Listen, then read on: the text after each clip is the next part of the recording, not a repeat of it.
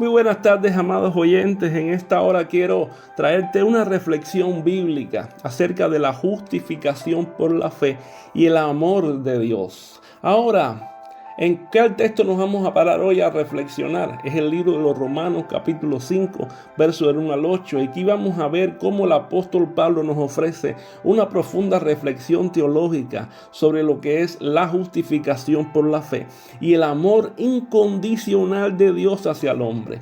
Ahora, este pasaje, hermano, es fundamental para comprender que la esencia del mensaje cristiano. ¿Por qué? Porque aquí se nos invita a reflexionar sobre qué, sobre el significado de nuestra relación con Dios. Por eso es que este pasaje es tan importante. ¿Para qué? Para nuestra vida cristiana, porque aquí vamos a reflexionar sobre nuestra relación con Dios a través de ¿quién? A través de nuestro Señor Jesucristo. Y cuando Pablo empieza explicando este pasaje, empieza en el versículo 1, comienza explicando y enfatizando la paz que tenemos con Dios a través de nuestro Señor Jesucristo. Y dice el versículo 1, por tanto, justificados pues por la fe, tenemos paz para con Dios por medio de nuestro Señor Jesucristo. Ahora, la paz mencionada aquí, hermano, no es simplemente la ausencia de conflicto, sino que es la reconciliación total con Dios. Esta paz, hermano, solamente tú y yo la podemos tener. Solamente es posible gracias, hermano, a la justificación por la fe. De otra manera no hubiera sido posible la paz. ¿Por qué? Porque ¿qué cosa es la justificación? La justificación es el acto legal de Dios mediante el cual declara a los creyentes como justos, no por nuestros propios méritos, sino por la fe en Jesucristo. Por eso Pablo escribe en Romanos capítulo 3, 28. Concluimos pues que el hombre es justificado por la fe sin las obras de la ley. Por eso es que nuestras obras no nos pueden justificar, sino que es la fe en Jesucristo, en el sacrificio de Jesucristo, la que nos justifica para con Dios. Por eso tenemos esperanza en la gloria de Dios, porque la justificación por la fe nos da acceso a una nueva realidad, y esta realidad es la esperanza de la gloria de Dios, según Romanos capítulo 5, verso 2. Y esta esperanza no es solo, hermano, un deseo vago o una mera expectativa tal vez, sino, hermano, que es una certeza que está fundamentada en la fidelidad de Dios. Está fundamentada en su fidelidad. Y si vamos al Salmo 71:5, vemos que ahí se afirma rápidamente, dice: porque tú eres mi esperanza, Señor Dios, tú eres mi confianza desde mi juventud. Vemos ahí como el salmista habla con una firmeza, con una seguridad, y asimismo tiene que ser la esperanza tuya y mía en cuanto a la realidad de la esperanza de la gloria de Dios, porque tú y yo hemos sido justificados por medio de la fe en nuestro Señor Jesucristo, y por eso tenemos el amor incondicional de Dios, porque esto es uno de los aspectos más conmovedores de este pasaje del libro de Romanos. Es el énfasis en el amor incondicional de Dios hacia nosotros, hacia el pueblo de Dios. Por eso es que Pablo nos recuerda que incluso en nuestro estado más pecaminoso y de separación de Dios, Cristo murió por nosotros. En Romanos capítulo 5, verso 8, dice la Escritura: pero Dios muestra su amor para con nosotros en esto, en que siendo aún pecadores, Cristo murió por nosotros. Hermano, qué fidelidad la de Dios para con su pueblo. Qué fidelidad de Dios en que aún siendo nosotros pecadores, Cristo murió por nosotros. Ese es el acto supremo de amor que revela que la profundidad del compromiso de Dios con nuestra redención y la restauración. Qué bueno, hermano, que como lo expresó Jesús en Juan 3:16, se cumple, que dice: porque de tal manera amó Dios al mundo, que envió a su Hijo unigénito. ¿Para qué? Para que todo aquel quien Él crea no se pierda, mas tenga vida eterna. ¿Entiende? Qué bueno es esto. Por eso Cristo es nuestro Salvador. Por eso Cristo es nuestro Redentor. Por eso Cristo es el Rey de Reyes y Señor de Señores. Si vemos en el versículo 6 al 8, Pablo nos pinta un cuadro vivido de la condición humana antes de la intervención de Cristo. Si vemos ahí el versículo 6, dice la Escritura, porque Cristo, cuando éramos débiles, a su tiempo murió por los impíos. Ciertamente apenas morirá alguno por un justo, con todo pudiera ser que alguno osara morir por el bueno. Mas Dios muestra su amor para con nosotros, en que siendo aún pecadores, Cristo murió por nosotros. ¿Qué dice aquí? Que éramos débiles pecadores y completamente incapaces de salvarnos a nosotros mismos. Sin embargo, en su tiempo designado, Cristo murió por los impíos, demostrando así el amor de Dios hacia nosotros, de una manera tangible, de una manera concreta, de una manera total y contundente. Hermano, y esta es la verdadera realeza del Evangelio, que mientras aún éramos pecadores, Cristo murió por nosotros.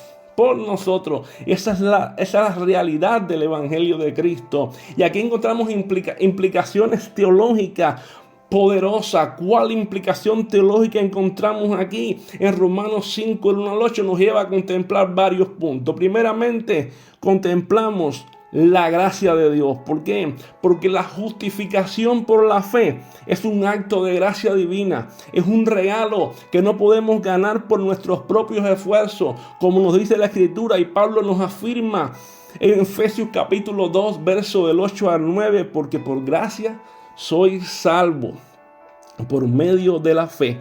Y esto no de vosotros. ¿Por qué? Pues es un don de Dios, no por obras, para que nadie se gloríe. En otras palabras, somos salvos por gracia mediante la fe, no por obras, no por nuestras propias obras, sino por la gracia de Dios, por ese favor inmerecido, que sin tú y yo haber hecho nada, Cristo murió por nosotros. Dios envió a su Hijo por pura gracia. Aquí encontramos otro aspecto teológico, que es la centralidad de Cristo. ¿Por qué? Porque Cristo es el centro de la obra redentora de Dios. ¿Por qué razón? Porque su muerte en la cruz es el fundamento de nuestra justificación. Óyeme esto, hermano, es el centro de nuestra justificación y también es la esperanza de la gloria futura. Y Pablo dice esto bien claro, contundente, en 1 Corintios capítulo 15, versos 3 y 4, que es un texto medular del Evangelio, donde dice, porque primeramente os he enseñado lo que asimismo recibí, que Cristo murió por nuestros pecados, conforme a la Escritura, y que fue sepultado y que resucitó al tercer día, conforme a la Escritura. Ese es el centro del Evangelio, que Cristo murió por nosotros, conforme a la Escritura, por nuestros pecados. Oye esto, que fue sepultado y que resucitó. Ese es el centro del Evangelio. Aquí también vemos otro aspecto teológico, que es la universalidad del pecado. ¿Por qué? Porque Pablo enfatiza que Cristo murió, sí, por los impíos, y lo que revela la universalidad del pecado. Por eso en Romanos capítulo 3 dice, por cuanto todos pecaron, todos han pecado, todos pecaron, están destituidos de la gloria de Dios. Entonces vemos aquí la universalidad del pecado. Cristo murió por los impíos porque todos hemos pecado, pero gracias a Dios por Jesucristo, que por medio de él alcanzamos justificación, redención y salvación, porque Dios pensó en nosotros antes de la fundación del mundo y ha tenido un pueblo elegido y escogido para él de antemano. También encontramos otro aspecto fundamental teológico, que es la seguridad del creyente. ¿Por qué? Porque nuestra esperanza en la gloria de Dios está asegurada. ¿Por qué? Por el amor incondicional de Dios.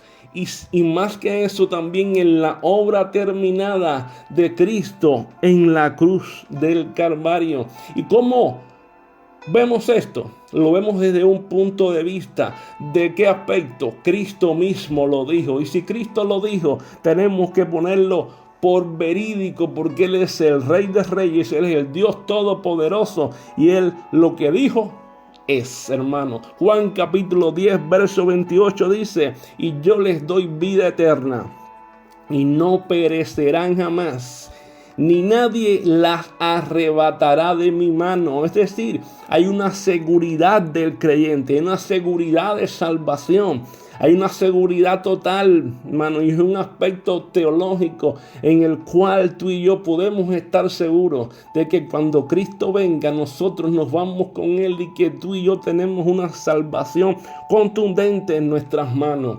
Oh, hermano, qué bueno. También vemos otro aspecto teológico, que es el llamado a la gratitud y la obediencia, porque si reflexionamos bien sobre la gracia, el amor de Dios manifestados en Cristo, también esto nos va a llamar a que a responder con gratitud y con obediencia. Y Pablo afirma en Romanos 12:1, dice la Escritura: os ruego pues, hermanos, por la misericordia de Dios, que presentéis vuestros cuerpos en sacrificio vivo, santo, agradable a Dios, que es vuestro culto como racional. En otras palabras, vuestro culto con entendimiento. Pero como dice Pablo, presenten vuestros cuerpos. Ruego, hermano, por la misericordia de Dios, que presentéis vuestros cuerpos en sacrificio vivo. Qué bueno, hermano. Gloria al Señor. Ahora, por eso cuando vemos